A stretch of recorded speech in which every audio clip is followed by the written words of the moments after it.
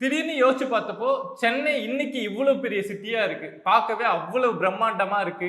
South இந்தியாவோட Detroit அப்படின்னு சொல்ற அளவுக்கு அவ்வளவு பெரிய ஒரு அசூர வளர்ச்சி. ஒட்டுமொத்த தமிழ்நாடு ஓவரால் பாப்புலேஷன்ல 25% வந்து சென்னையில தான் வாழுறாங்க அப்படின்னே சொல்லலாம். ஸோ அந்த அளவுக்கு ஒரு வளர்ச்சி அப்படிங்கிறது இருக்கு. இப்போ ரீசெண்டா 2 நாளைக்கு முன்னாடி ஆகஸ்ட் 22ஆம் தேதி சென்னையோட 385வது பிறந்த நாள் அப்படின்னு அவ்வளவு கிராண்டா கொண்டாடுறோம்.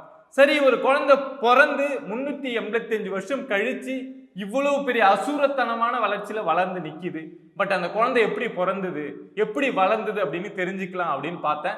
அதை உங்ககிட்ட ஷேர் பண்ணணும் அப்படின்னு நினைச்சேன். ஒரு சின்ன குட்டி ஸ்டோரி தான். 1620, 30 அந்த காலகட்டத்தில் டச்சுக்காரர்கள், பிரெஞ்சுக்காரர்கள், போர்த்துகீசியர்கள் எல்லாம் இங்க இந்தியாவில் எப்படியாவது அவங்க காலை ஊனணும், அவங்களுக்குன்னு இங்க ஒரு அடையாளம் உருவாகணும் அப்படின்னு போராடிட்டு இருந்த டைம், அவங்களால முடிஞ்ச இடங்கள்ல அவங்களுக்குன்னு ஒரு நிலப்பரப்பை உருவாக்கிட்டு இருந்தாங்க. லேட்டரா தான் பிரிட்டிஷ்காரங்க வராங்க.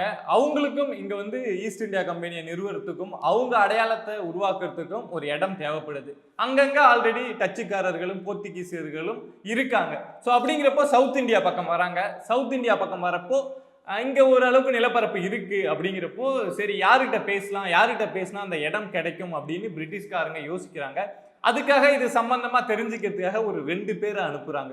ஒன்னு பிரான்சிஸ் டே, இன்னொன்னு ஆண்ட்ரூ கோஹன் அப்படிங்கிற 2 பேர் தான் இங்க சவுத் இந்தியா இப்போ சென்னை இருக்குல்ல அந்த பகுதிக்கு பேச்சுவார்த்தை நடத்த வராங்க. அப்போ இந்த சென்னை பகுதி யாருடைய கண்ட்ரோல்ல இருந்தது அப்படின்னா, ஒன்னு வெங்கடப்ப நாயக்கர், இன்னொன்னு ஐயப்ப நாயக்கர். இவங்க 2 பேரோட கண்ட்ரோல்ல தான் இருக்கு. இவங்க 2 பேரும் அண்ணன் தம்பி. இந்த வெங்கடப்ப நாயக்கர் அப்படிங்கிறவர் வந்தவாசி பகுதியை தலைநகரா கொண்டு ஆட்சி பண்ணிட்டு இருக்காரு. இந்த ஐயப்ப நாயக்கர் அப்படிங்கிறவர் பூந்தமல்லி பகுதியை தலைநகரா கொண்டு ஆட்சி பண்ணிட்டு இருக்காரு. அவங்கள்ட்ட இங்க பிரிட்டிஷுக்காக வந்தாங்கல்ல Francis Day and Andrew Cohen, இவங்க 2 பேரும் போயிட்டு பேச்சுவார்த்தை நடத்துறாங்க. சரி, அவங்களும் ஒரு புதுசா ஒருத்தவங்க வந்துட்டு இதை மாதிரி கம்பெனி ஸ்டார்ட் பண்ண போறோம் அப்படின்னு கேட்குறாங்க. சரி கொடுப்போம், ஏன்னா அப்போ ஒரு நாயக்கர் வந்து ஆட்சி பண்ணிட்டு இருக்காரு அப்படின்னா அவருடைய கண்ட்ரோல்ல பெரிய நிலப்பரப்பு இருக்கும். ஸோ இவங்க கேட்கறது ஒரு குட்டி இடம் தானே, சரின்ட்டு நாங்க கொடுக்குறோம் அப்படின்னு சொல்லிடுறாங்க. பட் ஒரே ஒரு சின்ன டிமாண்ட் வைக்கிறாங்க.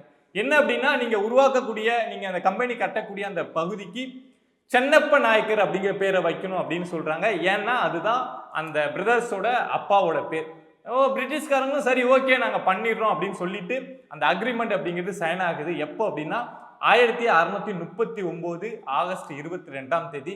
ஸோ அதை தான் சென்னையோட பிறந்த நாள் அப்படின்னு சொல்லிட்டு இப்போ 385வது வருஷம் பிறந்த நாளா இப்போ ஆகஸ்ட் 22ஆம் தேதி அவ்வளவு சூப்பரா சென்னையில செலிப்ரேட் பண்ணாங்க. ஸோ பிரிட்டிஷ்காரங்க கையில சென்னை அப்படிங்கிறது வருது, அந்த குழந்தை அப்படிங்கிறது பிறந்துடுச்சு. அதுக்கப்புறம் அது எப்படி வளர்ந்தது அப்படிங்கிறது தான் இன்னும் ஆச்சரியமான விஷயம். 39ல் பிரிட்டிஷுக்கு வந்து சென்னை பகுதியில் ஒரு சின்ன இடம் கிடைக்குது.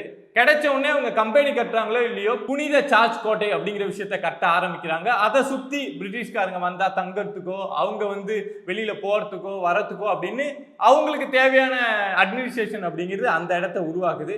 அதை யாரை வச்சு உருவாக்குறாங்க அப்படின்னு பாத்தீங்கன்னா, சென்னையை சுத்தி இருக்கக்கூடிய கிராம மக்கள் தான் அவங்களுக்கு உதவியா வராங்க. பிரிட்டிஷ்காரங்கள்ட்ட வேலை செய்யறதுக்கோ இல்லை அவங்களுக்கு ஒரு ஹெல்ப்பரா இருக்கிறதுக்கோ வீட்டு வேலை செய்யறதுக்கு அப்படின்னு மற்ற கிராமங்கள்ல இருக்க மக்கள் எல்லாம் அங்க போனா நமக்கு வேலை கிடைக்கும் அப்படின்னு சொல்லிட்டு இங்க வர ஆரம்பிக்கிறாங்க.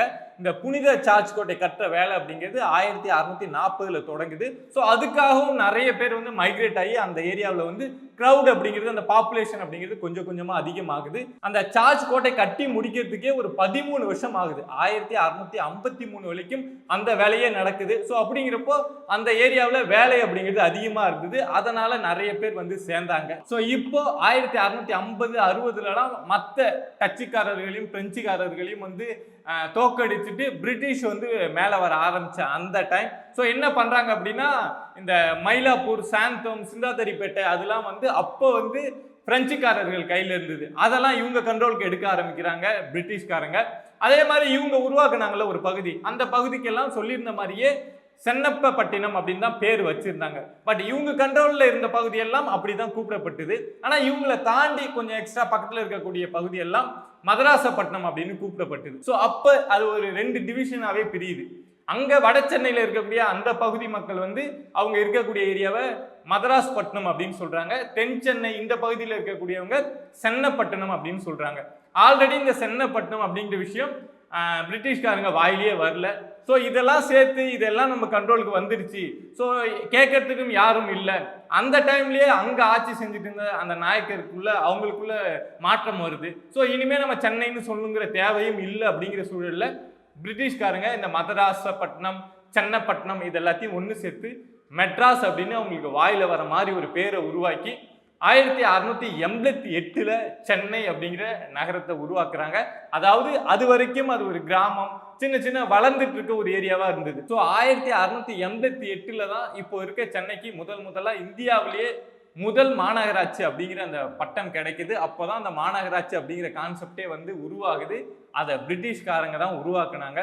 ஸோ அதுக்கப்புறம் சென்னை இப்போ வளர்ந்து நிற்கிற இடம் அப்படிங்கிறது தெரியும். எவ்வளவோ வளர்ந்து எவ்வளவோ மாற்றம். அதோட அந்த பிறப்பு அப்படிங்கிறது ரொம்ப சாதாரணமாக இருந்திருக்கு. யாருக்கிட்டேயோ இருந்து நான் ஈஸ்ட் இந்தியா கம்பெனி தொடங்க போகிறேன், கடல் பக்கத்தில் இருக்குது, ஸோ நமக்கு வந்து வணிகம் செய்ய ரொம்ப யூஸ்ஃபுல்லாக இருக்கும் அப்படின்னு பிரிட்டிஷ்காரங்க தேர்ந்தெடுத்த ஒரு இடம் இன்னைக்கு இந்தியாவில் இவ்வளவு ஒரு முக்கியமான சிட்டியாக மாறி இருக்கு.